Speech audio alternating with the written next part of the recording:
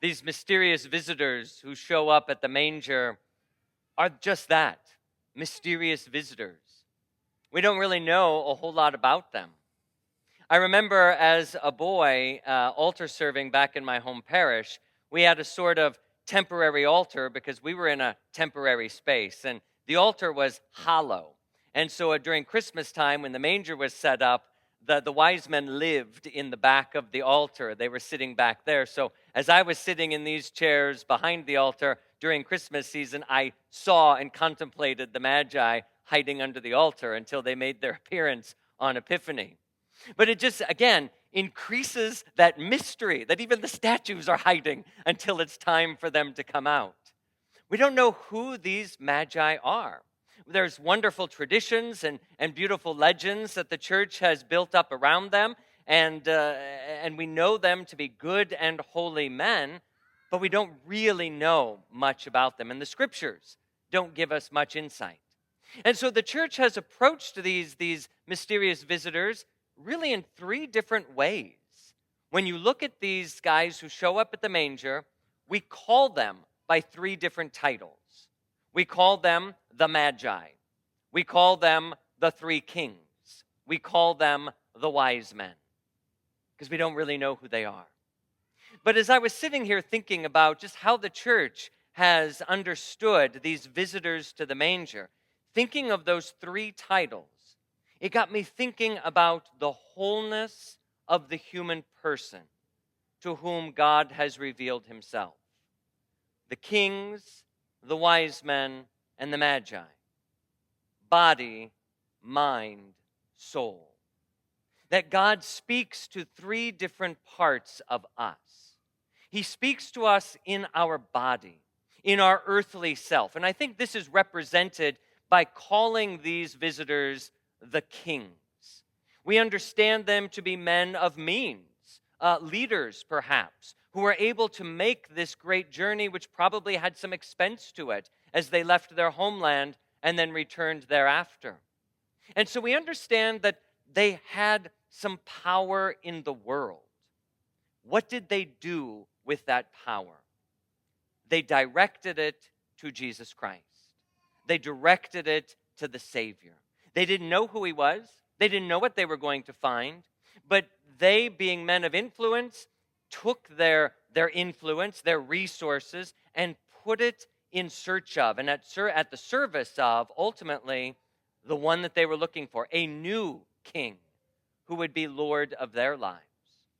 And as we think of that, we have to think then of our own bodies, the bodies that we inhabit, not just this physical body, but the world in which we inhabit, our homes, our schools, our workplaces, our communities, those areas where we have responsibility, the resources at our fingertips. What are we doing with them? Are we bringing Christ into those places? And are we bringing those places to Christ? I think this is a ministry that the church sometimes has gotten less good at. That we used to be really good at missionary effort and conquering the world with faith and bringing the message of Jesus Christ unabashedly to those who had never encountered him before. But today it seems sometimes that Christians, and maybe Catholics in particular, are a little more timid to share that, a little more timid to bring Jesus to someone who doesn't know him, or to bring our different parts of our lives into Jesus' presence. Do I bring my work into Christ's presence? Do I bring my leisure into his presence? Do I bring my world into his presence? We are like the kings who exercise a sort of worldly authority. What do we do with it in the presence of the Savior? Secondly, we call these guys wise men. And that speaks to the intellect, I think. That part of us that is searching and learning, the sciences, growing in knowledge, digging into meaning and what this world is all about and our search for the truth. And it really invites us then as Christians to deepen our understanding of the faith. Because I think that then answers the first problem. If we are sometimes timid about bringing our world to Christ or bringing the world to Christ, it's usually because we don't feel equipped. I don't feel that I know it well enough. I don't read my scriptures well enough to be comfortable with them. I don't know my faith well enough to articulate it in the face of question or objection. I just don't know. And so I flee from it. We are not called to flee from it. We are called to run toward it. The Magi set out on a journey toward the Christ, toward the light, toward the truth. And so I think this appeal to the wise men is an appeal to our intellect.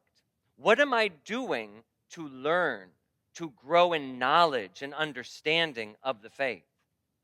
And I think even sometimes the things offered in church or the things we might do, Bible studies or prayer groups or whatever, we can deceive ourselves by thinking that's enough.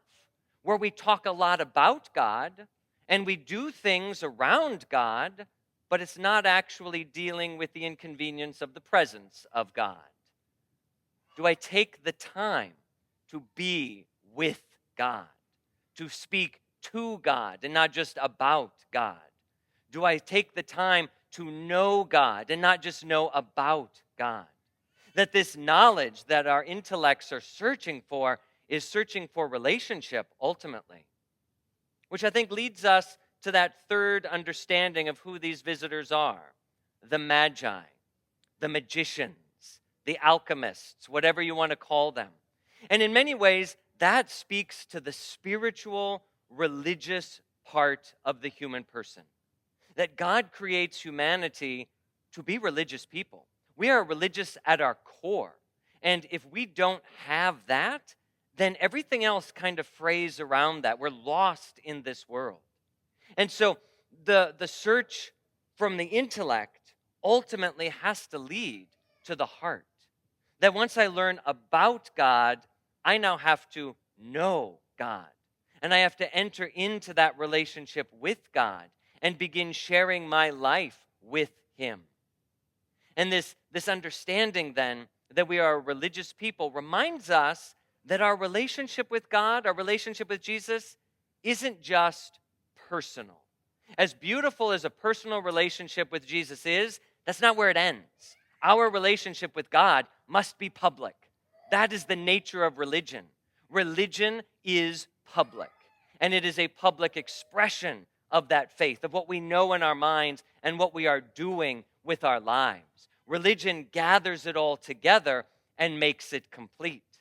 And so the Magi, who are searching for something more than the world can offer and more than their intellect can give them, leads them to search out a deeper truth, something that gives meaning to their souls and gives meaning to their lives. What is this all about? And they set out to find that. And they do not keep it a secret. That, I think, is the point of Epiphany that distinguishes it from our celebration of Christmas. Christmas was the celebration that was quiet, in the dark of night, revealed to a select few gathered around the family there at the manger. And many of us did the very same things. We gathered around as family and had these intimate celebrations of the Lord's birth. But Epiphany reminds us that we cannot keep our faith personal, and we cannot keep it to ourselves. The Lord desires to be known.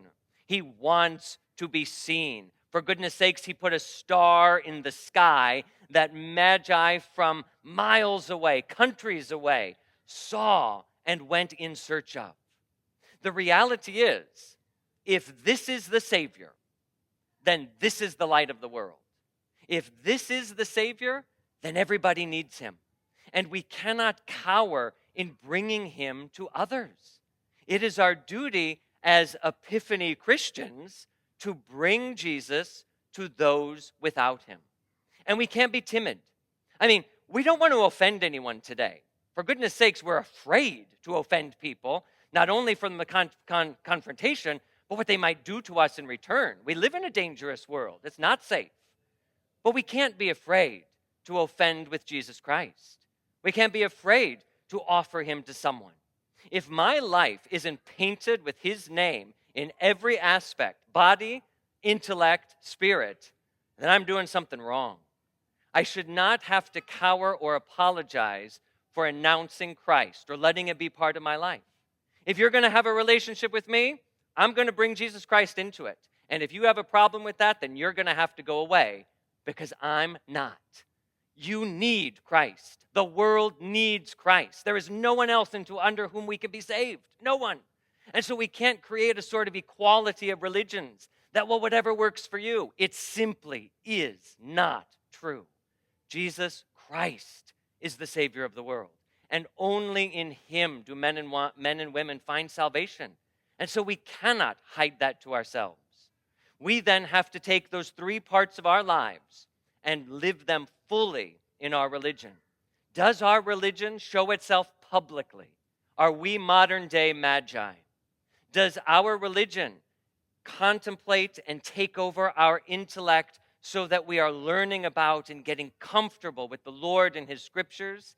We must be the new wise men. And we have to be lords of this world in a new way. We have to be those kings who bring Jesus into the world and bring the world to Jesus, whether the world likes it or not. And I guarantee you, the world will not like it. But we need to bring him there nevertheless. Christ desires to be known. And the mystery of the Epiphany reminds us it is no longer private and it is no longer personal. It is public. And you and I must be kings and wise men and magi, bringing Christ, body, mind, and soul, to every living being who desires salvation.